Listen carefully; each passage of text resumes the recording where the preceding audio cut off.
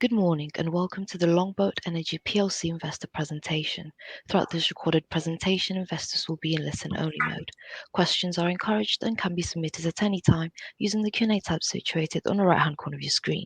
Simply type in your questions and press send. The company may not be in a position to answer every question it receives during the meeting itself. However, the company will review all questions submitted today and publish responses where appropriate to do so. Before we begin, I would like to submit the following poll. And I would now like to hand you over to CEO Helge Hammer. Good morning to you, sir. Good morning, Alex, and good morning, everyone, and welcome to our interim results presentation. This morning, I'm joined by Nick Ingrassia, our Corporate Development Director, John Cooper, our CFO, and from Stavanger, we have Hilde Salte, who is the Managing Director of newly formed Japanese 50% owned Longboat Japan subsidiary, Longboat JAPEX Norway AS. It's been a very busy half year. We have done 3 transactions, and which have basically refocused our business entirely. The most significant transactions is the one with JAPEX, where we have issued shares in the subsidiary to give JAPEX 49.9% ownership in the subsidiary, and together with that we have a financing package for growth and developments in Norway. We've also delivered our first transaction together with JAPEX in Norway, which is the acquisition of interest in the Statfjord satellites. A relatively small but important deal because it's our first deal where we have actually shown that the joint venture is working and efficiently can make decisions. The third transaction is in Malaysia, where we acquired a company called Topaz, which was our partner in SK2A, and gives us a 52.5% ownership in the very large Katang prospect, which we'll show you later on. We are really now in quite a different position with Longboat. We have refocused the business and we are set to grow. In Norway, we are lined up with the JAPEX facility to pursue development and production deals. In Malaysia, we have been joined by James Menzies and Pierre Elliott, who are seasoned oilmen and very experienced in the Southeast Asia region, and will help us deliver value accretive transactions in that area. And there is a lot ongoing. We will continue some exploration activity, but at a lower spend level than we have had in the last few years. We will be more focused on coming in early and farming out as we've done in Malaysia. And with that as an introduction, I'll hand over to Nick. Give us a little bit more flavor on the deals we have done and where we're heading. Thank you, Helge. Good morning, everybody. I'm Nick Ingrassia, the Corporate Development Director here at Longboat. So just want to talk a little bit about how we've refocused the business in the past 6 months through the acquisitions that we've made and the sort of partial pivot around to sort of Southeast Asia. So first of all, starting with our Norwegian business, we really reshaped that with the JAPEX joint venture. JAPEX has sort of, after sort of seeking to grow in Northwest Europe, identified Longboat as someone they wanted to do a transaction with and jointly grow a substantial business.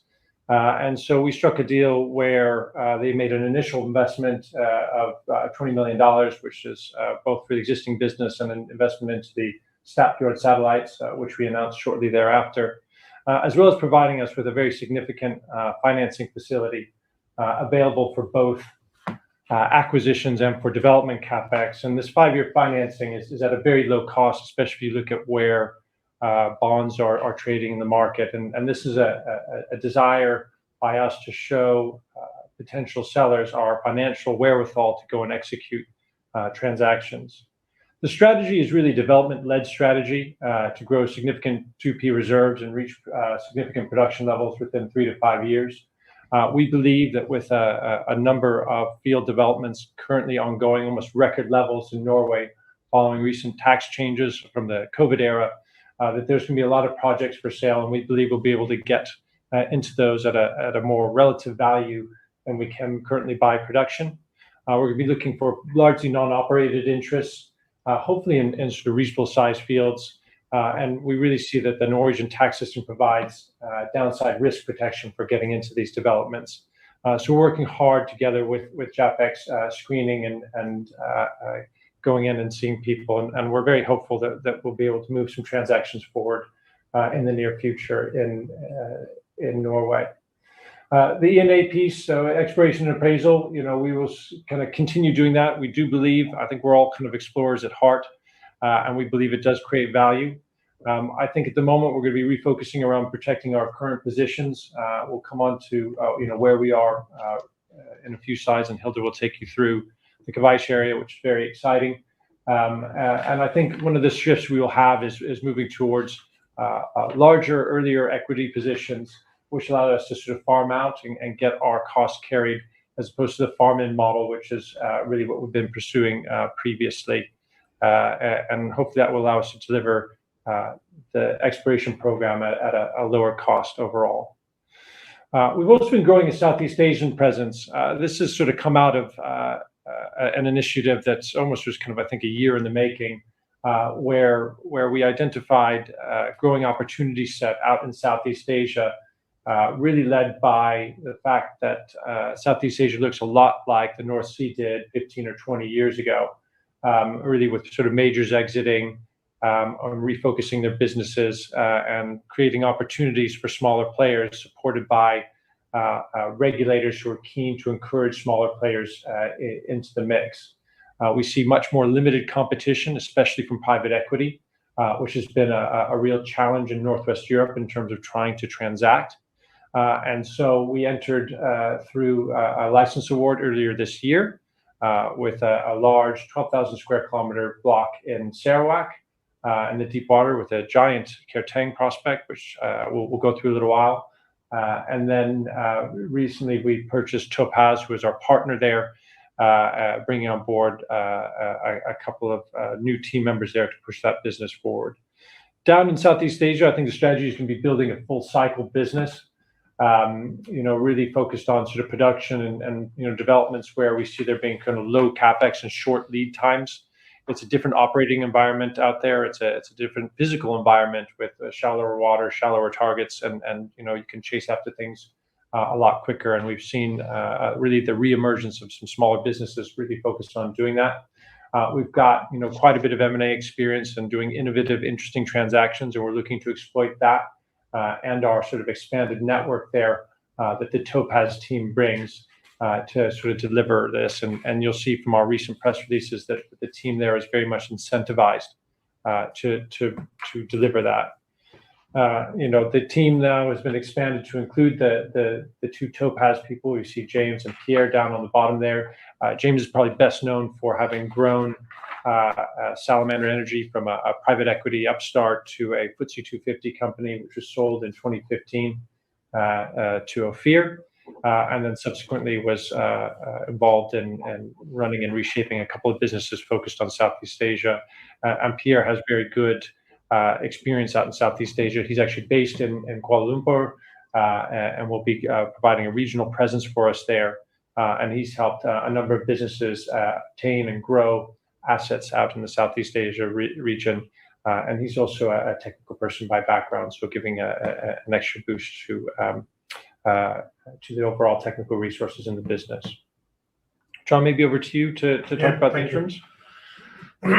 Thanks, Nick. So the purpose of this slide is to try and sort of help people see through the interims, which are have a different presentation to what people will be familiar with, because we signed the JAPEX deal before the period end, but it hadn't completed. And so therefore we had to, under IFRS, show the results for Norway, even though we owned it 100%, we had to sort of collapse it down to one line in the income statement and 2 lines in the balance sheet. So just obviously it then subsequently completed on the 14th of July, and again I'll show the next slide. I'll show you, we'll sort of break down what that means for cash. But as at the period end, we had in continuing ops, which is PLC, continuing operations, we had £2.1 million, and in held for resale we had £2.2 million, which was Longboat JAPEX Norge. Now obviously that was getting tight, and that's part of the JAPEX transaction helped refinance the business and bring in a really credible partner that will no doubt help our BD activity in Norway, because they're seen as a heavyweight. In terms of drawings under the FF, it was we had £33 million, just over that, drawn, and we had a tax receivable of £37.2 million, of which 35.5 is due in November 23. So most of the FF will get cleared, which brings it back down and means we can use it. We will be using it on. We have used it on Veloset post the period end, and we will be using it on Lotus or Kveikje, as it's now renamed.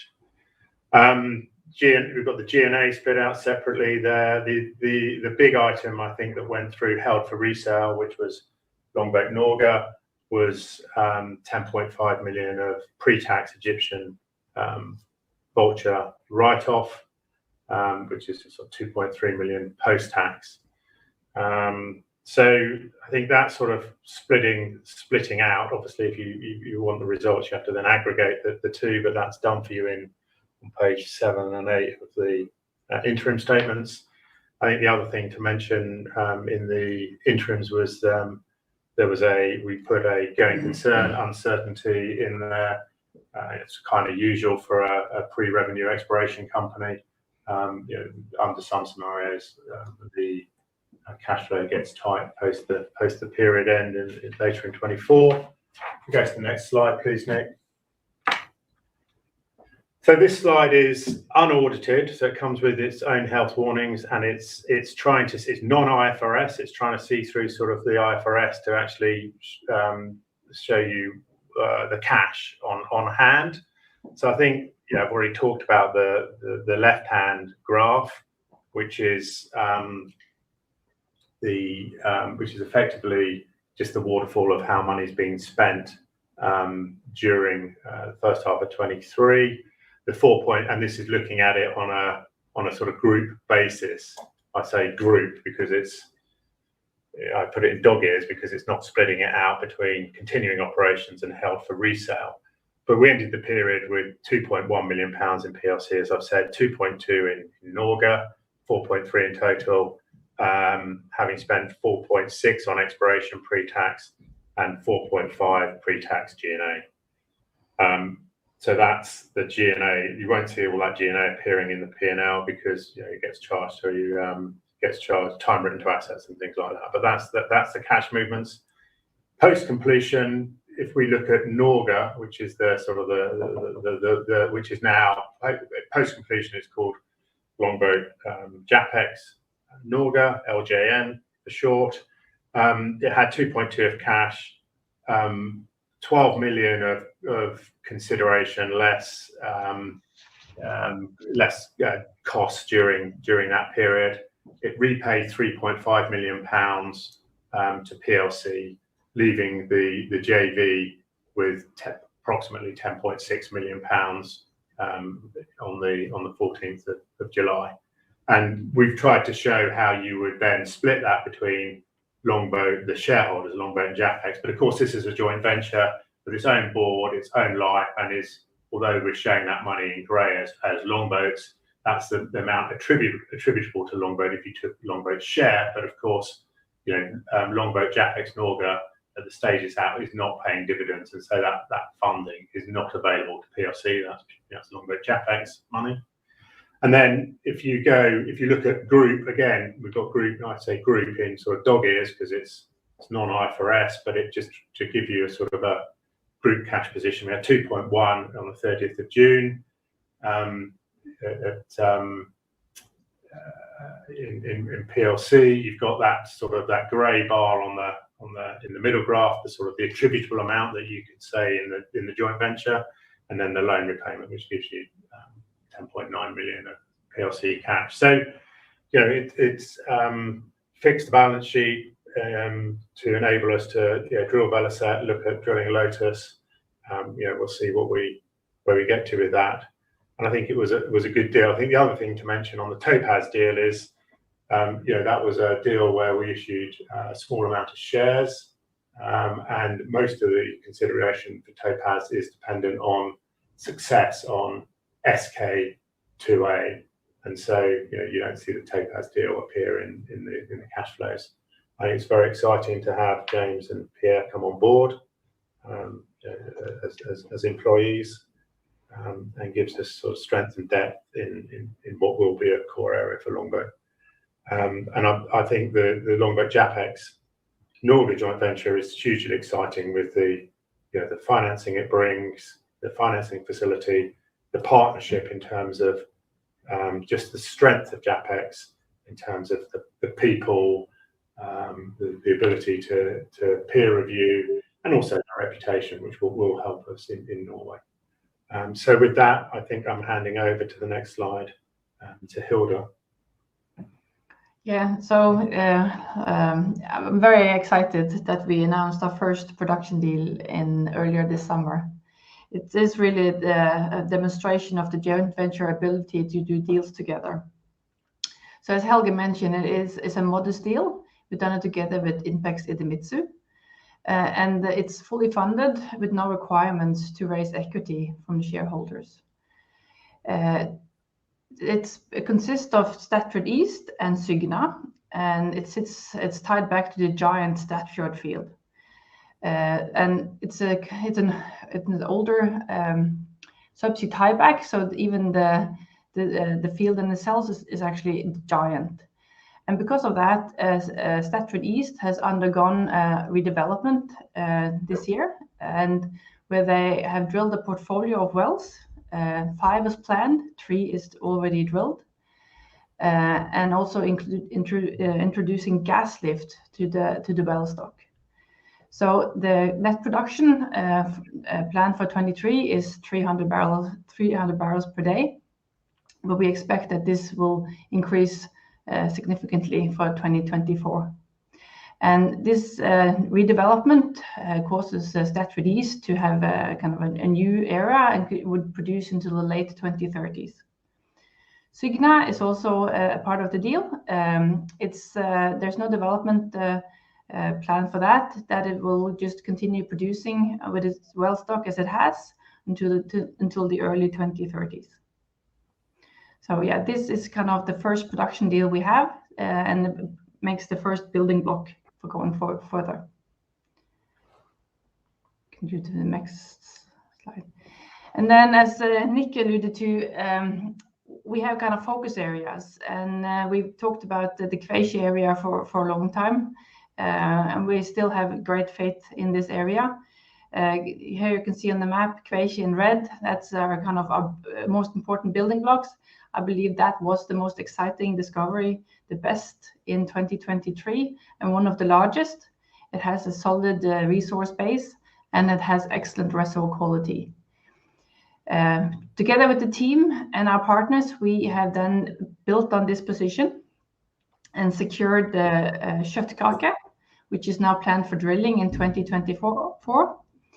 This one as well is the same play as Kveikje. We're building on our unlocking this play in this area, and it has healthy volumes, being a tieback to existing infrastructure. And in addition, we have actually managed to secure old PL 1049. The team's experience identified exciting opportunities there at a shallower level, and so then we have actually announced the fact that we have secured this acreage, and we will, together with our new operator, DNO, mature that going forward. And during the summer, there was a very exciting discovery in this area. The Carmen that was announced by DNO and NPD, Wellesley is the operator. As you can see from the map, it actually stretches, most likely based on our own mapping and NPD press release, into the Kveikje license. So the operator is here looking into this one to try to evaluate where the position we have here. So that is very, very exciting. And Kveikje, together with a number of other good discoveries in this area, is being pushed forward by Equinor, the operator, to form Ringvei West development back to Troll B.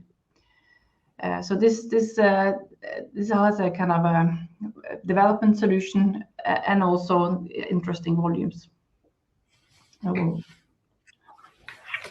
Thanks, thanks, Hilde.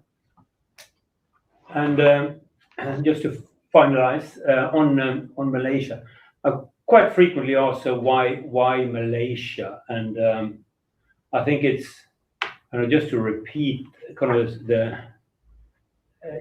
when you look at that map of both from Sarawak, you see very significant gas infrastructure. You see an area which has been active for a very long time. All the majors are still very active here. Actually resembles quite a lot of the North Sea and Norway, particularly Norway, big gas producer, big gas deliveries to Europe, and plenty of opportunities to add more to the existing infrastructure in a timely manner. And we, with our experience from Norway, can use that in this area, and that's very exciting. And both from a geological point of view, but also from a commercialization point of view. And Malaysia has a very similar type of industry setup as Norway have, and transactions are likely to happen as companies refocus and particularly big companies focus on the biggest assets. It's incredible that we have actually this block here, SK2A. It is a giant, one of the few undrilled giants that you have in this part of the world.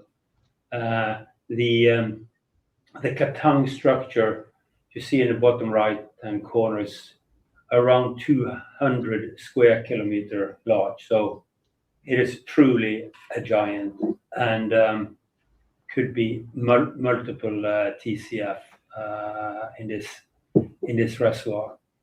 So very exciting to have come in early, and also very exciting we now have 52.5% of this block.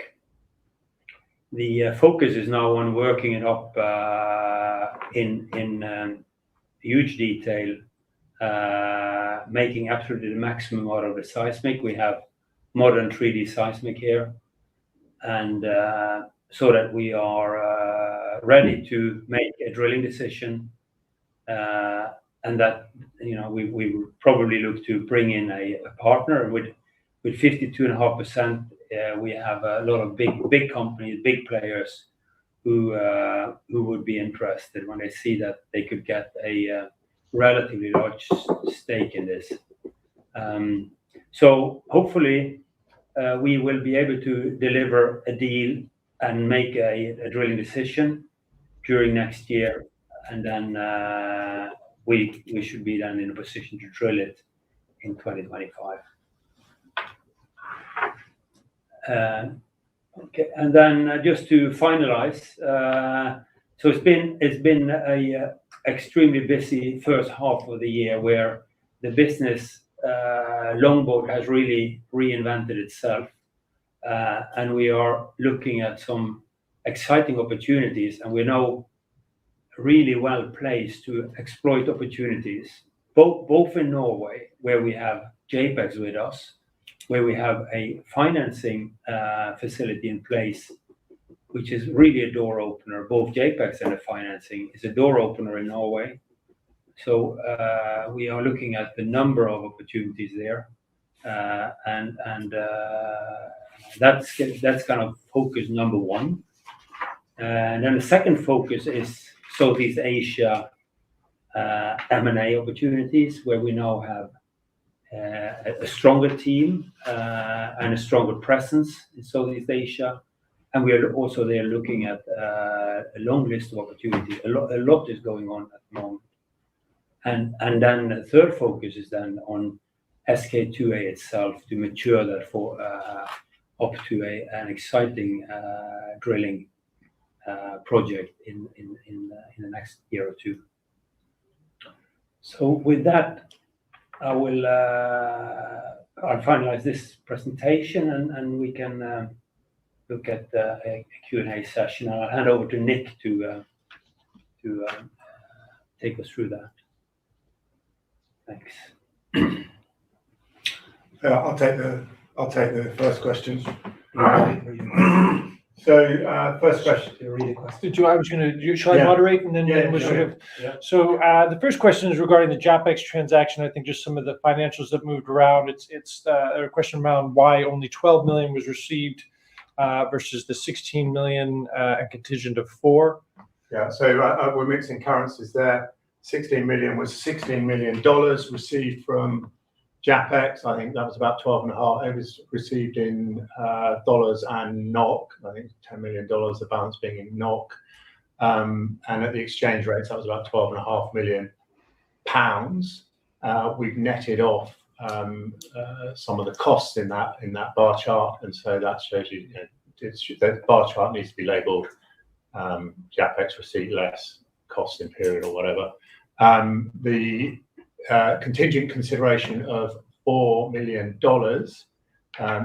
is relating to the Statfjord satellites, and that needs to close to receive that monies, and that will go towards helping pay for the acquisition.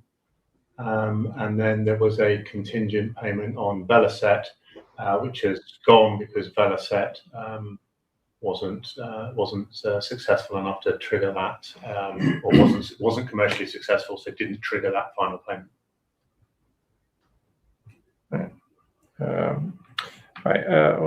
I've started at the bottom. Right. Sorry, I started at the bottom rather than at the top. So there's a question here around Egyptian Vulture. The write-off signifies, what does that signify? Are we still looking at applying for the license?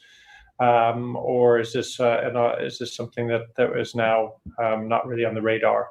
I don't know if you want to do that, Helge. Yeah, I can answer that. I think this is one of the kind of situations where, unfortunately, further technical work actually has not helped to reduce risk. I think we disappointingly, Egyptian Vulture, with more and more work, didn't really become lower risk. So it does not have to do with partners and not attracting partners. It is our own perception of the risk of drilling that appraisal well in Egyptian Vulture. So unfortunately, we have dropped the opportunity. Can I just also add to that of course, when you do an APA, you high grade your opportunities, and unfortunately, with the technical view that Helge explains here, it didn't meet its targets compared to others. All right, let's see. John, another one for you, perhaps.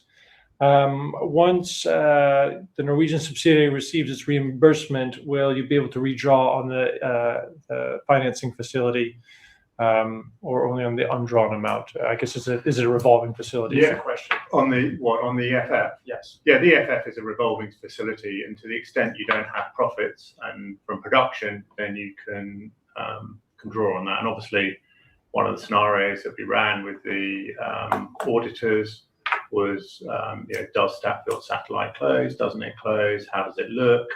At the end of the day, if the Statfjord satellites closes, then there'll be less drawings on the FF because we'll have revenue, which will be quite pleasant for the finance director. That leads me into the question. There was a question on why have you got material uncertainty? I don't think material uncertainties are unusual for pre-revenue exploration companies. The auditors get very, very focused on these things these days. They run their many downside scenarios, and they run them for way past the 12-month period. They run them for 18 months, and it is what it is. I don't think it should surprise people or concern people. Right. Maybe a couple of things on Southeast Asia. There are a few kind of good questions here. Will the Topaz team have a big effect on the cash burn going forward? Oh, look, they're senior executives getting paid as employees, but it means you're using less consultants down there. But yes, it will affect the cash burn. That's all taken into account. I mean, I think to get 15% of that block for a handful of Longboat shares and contingent, what our initial consideration was very low. The contingent consideration, well, if it's successful, it'll be worth it for the contingent consideration, which is also payable in shares or cash, depending on our situation at the time. Maybe a technical question on Kveikje here for you, Helge. Kveikje is quite far away from infrastructure. Do you have any idea about the minimum economic field size? Yeah, we do. I mean, it depends on a number of factors, obviously, but around 600 BCF, I think, is what we have assumed is typically the cutoff volume. But that's about 100 million barrels just for 100 million 100 million BOE. Yeah. I think if you sort of surf around on the internet, just to sort of add to that, I think there's some previous numbers that are kind of out and about suggesting Kveikje could be up to 9 TCF, which is in excess of 1 billion barrels of oil equivalent. So, I can't, those are not our numbers, but I know I've seen sort of some stuff historically around that. So I think that some of them there are some very significant numbers there. So, but it is true, I think, fair to say that it needs to be a reasonable size because it is in slightly deeper water. Although, as you see, infrastructure has been building out, and certainly the LNG plant there is hungry for gas. It's quite interesting that there's been a lot of exploration activity in Kveikje, and Petronas have announced discoveries on kind of slightly shallower, but in that northern part of the basin. And the other indications are that because there's a risk of CO2 content, but indications on shallow boreholes and nearby discoveries have been very positive in terms of this not carrying such a high risk of high CO2. I think we've. So I'm just trying to. On Statfjord effective date. So, what do you think the cash flow will be? Outflow will be on the closing of Statfjord. Yeah, we're running various scenarios on the pro and contra. It's very much dependent on oil price and production rates with these new development wells coming on. I think the production rates have been slightly down. The development wells have been slightly slower, but oil prices have been higher than we budgeted. So I think it'll be, we're not going to get the benefit of that production because there's been big CAPEX. So I think the pro and contra will be broadly neutral is the latest sort of forecast we have. So we'll be paying out the consideration, which is $12.5 million from memory. Okay. Will the directors be buying on the open market? The directors have bought several times on the open market, including a reasonable purchase this summer. So obviously we're all very heavily invested in the business, and I guess we can't sort of speak to any particular purchases, but we've been supporters of the business and both in the every fundraise that we've done, and also in the market. So we are all very, very invested in this business. I think it's fair to say. Yeah. Let's see. Ultimately, would you like to do a joint venture in Malaysia? Maybe I'll do that one for me. I think the world is our oyster. I think we have shown our ability both here at Longboat and previously at Faroe and other businesses. I think we've all been in to do interesting and innovative transactions. Looking to partner, looking for win-win scenarios. We have a history of doing swaps and bringing interesting partners in and interesting shareholders and all that sort of stuff. So, we certainly can't comment on anything specifically, but that's the sort of thing that's always at the forefront of our minds in terms of trying to find interesting ways of creating value for everyone involved. And we certainly would not say no to bring in interesting partners out in Malaysia, as we have done in Norway.